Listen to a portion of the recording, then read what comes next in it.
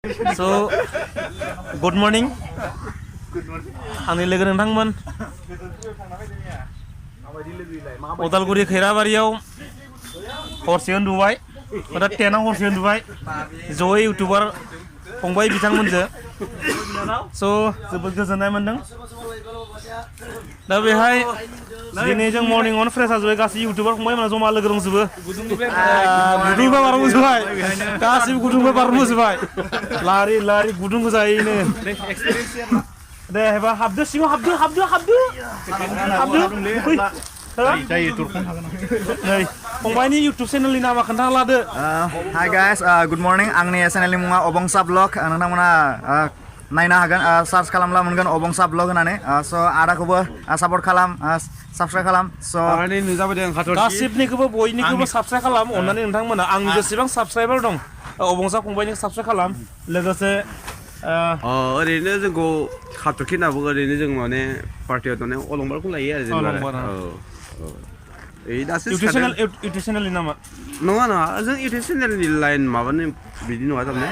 औ दाख्लै जों सम मोनबाय दंबाय नालाय दा जों गाबोन थांसिगोन थारमाने बिदि आरो खोथाया मोजां नांदों ना मोखां सुदो सारनि लोगोसे आंनि चेनेलखौबो नायबानो जाबाय लोगोफ्रा कुनाल भइस ब्लग सार्च खालामबानो मोनगोन कुनाल भइस ब्लग फंबायनि इउटिउब चेनेलखौबो साबस्क्राइब खालाम फंबायनि एड्रेसा खोन्थाना लादो आंना जाहैबाय नावखाथायावनो आंना न'आ नावखाथा जाब्रांफारा होनो सुख्लाय खाथियावनो न'आ आंनियाथ' थारमाने बिदिनो प्रमटनाया हरिसिंगा part of states of India foreign exchange Shri Alambar Basumatary बे आरो जेनेबा दा जोंहा सारमोनजों ज' गिदिंनो थांसै ब्लगखौ खालामगोन हिरिम्बा बाथौ थानसालि न आरो नायनो गोनां मा दं उदालगुरियाव खेबसे मर्निंआ एकदमबारे जार्नि खालामसै फंबायनि इउटिउब चेनेल नामा खोन्था लादो खुलुमबाय आंनि इउटिउब चेनेलनि नामा जाबाय मुकुल दैमारि स' नोंथांमोना आदाखौबो सापर्ट खालामबानो जाबाय आरो आंनिखौबो खनसे चेक खालामनानै मोजां मोनोबा साबस्क्राइब खालामबानो जाबाय नाथाय इंलिसावसो बानाय बेखौ हले होनखायो आं एड्रेसा खोन्था लादो आं जाबाय रौतानि लोगोफोरनो खोन्थानबावदों आङो एसामिसावबो आरो बर'बो लाब्रा जालाबायो आंना गोदानसो नालाय मोननैथिंबो लाब्रा खालामना होयो आङो गाज्रि मोना लाब गैया गाज्रि मोना लाब गैला आरो जानाय लोंनायबो हगारगोन आङो गाज्रि मोना लाब गैया कुकिं स्टाइल दे नोंना मामा इयोलाय मा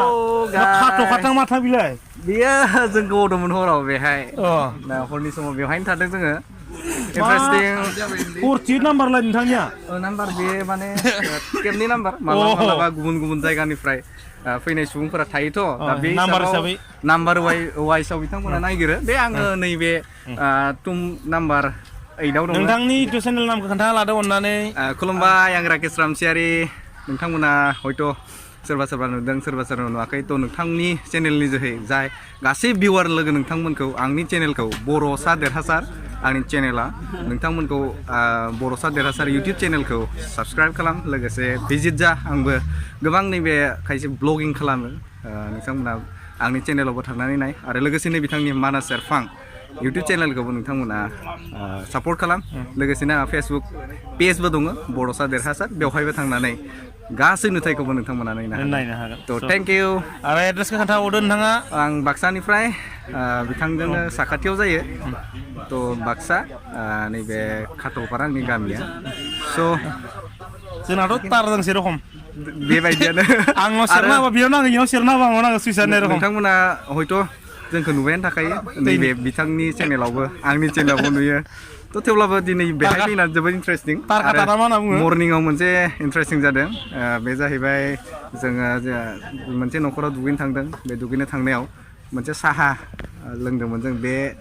संख्रिनि साहा मानोना बाक्सायाव बिदि मोनलोङा माने फार्स्टआव लोंदों साहाया बिराद माने इन्टारेस्टिं आरो लोंसाजाथाव बिराद माने सानदोंमोन आरो गोथाव ओमफ्राय लोंना एसे माबा मोनदों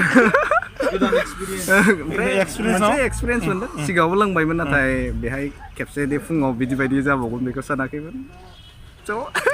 नायबावदो गासै इउटिउबार फंबायनाबो थेवबाबो दे जियानो जा सोर दंबावो महिलारि खाथ'खायाव संनांगौ महिलारिया बारनबो गब्लंनिफ्राय ओंखारबाय एबार महिलारि वाइड एंगेलनि ओंखारदो रेडि जागासिनो दं गासै इउटिउबार फंबाय बिथांमोनखौ नै महिलारि बिथाङा गाइड खालामबाय दं आरो 10आव उन्दुनानै दासो गब्लंनिफ्राय ओंखारबोदो नायना ला टेनाव मा मा दं नै वा रेडि ना मा बिलाय नै बे पारमिसन अ नै पारमिसना इ गैयाबा गैया उन्दुनोबो मोना दखार जागोन दानिया जोङो जानो थांसै फुंबिलिनि ब्रेकफास्ट मा मा नायगोन सार नोंथाङा एसे बुंना होदो आरो गासै इउटिउबार टिमानो नोंथांजों दंफायो र' मायबा मोनसे दं देखायनि र' देखाय कार्डखौनो बुराबुद मासि लासै आयु खयराबारि एट ए ग्लान्स होननाय जों डिटेल्सखौ मोनबाय बेयाव जा जेरै हिरम्बा बाथौ थानसालि दङ ताम्रेश्वर बेखौ नायग्रोगोन नायहैगोन बेनिफ्राय बेबायदिनो माखासे जेरै मख'जाथाव बेवहाय दङ नैबे मुंख्लं गार्डेन ना माबे मुंख्लं गार्डेन मस्ट इम्पर्टेन्ट बेयो बे गोदोनि बर'नि राजानि बिराद नायनो दङ उदालगुरियाव राजानि माबायाव डिजाइन खालामदो बेखौ बेनि गासै स्कुवेर फुटआ 10 बिगा आरो ना 60 फुट गोजौसिन टावार बेखौ जों नायनो थांगोन सम दाथ' दा फुंनि 8 बाजि जाबाय स' बिराद एक्साइटमेन्ट मोन्दों बेवहाय ज' गासै इउटुबार्सफ्रा बेयाव दंजोबो स' मोजां मोनदों नोंथांमोना जुदि दङब्ला सोरबा इउटुबार दङब्ला सोरबा इउटुबार दंबावोब्ला खना खनला औ एल' एला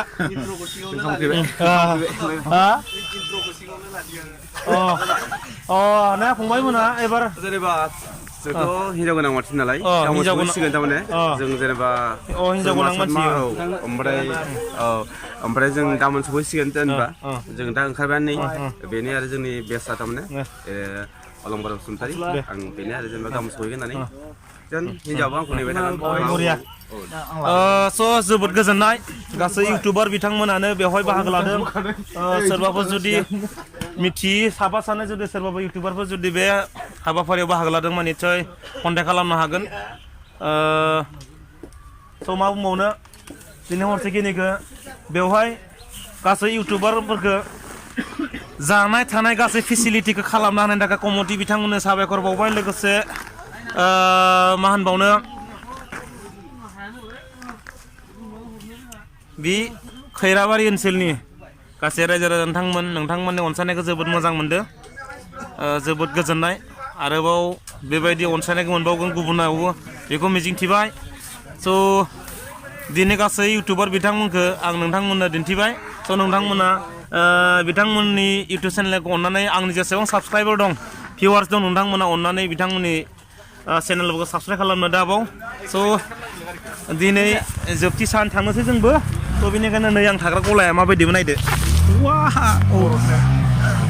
आंनि गला आं लुनाय जायगामोन इयो